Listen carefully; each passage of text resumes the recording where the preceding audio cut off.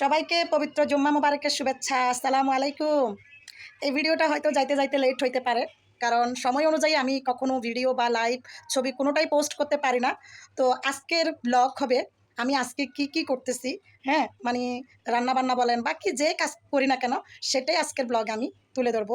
তো ব্লগটা শুরু করার আগে বলবো, ভিডিওটা শেয়ার করে দিবেন এবং সুন্দর সুন্দর কমেন্ট করে উৎসাহিত করবেন। পেজ থেকে দেখলে পেজটা ফলো করবেন, ইউটিউব থেকে দেখলে ইউটিউব চ্যানেলটা সাবস্ক্রাইব করবেন এবং টিকটক আইডি থেকে দেখলে টিকটক আইডিটা ফলো করবেন।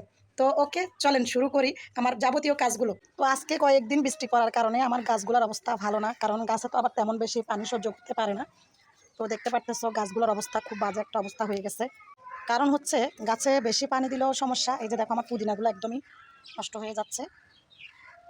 তো গাছে বেশি পানি দিলেও সমস্যা, তারপর হচ্ছে আবার পানি না দিলেও সমস্যা। তো এখন যেহেতু লাগাতার বৃষ্টি হচ্ছে, দেখো আমার এখানে দুইটা বাতাসা মরিচ গাছ। এটাকে তোমরা কে কি মরিচ নামে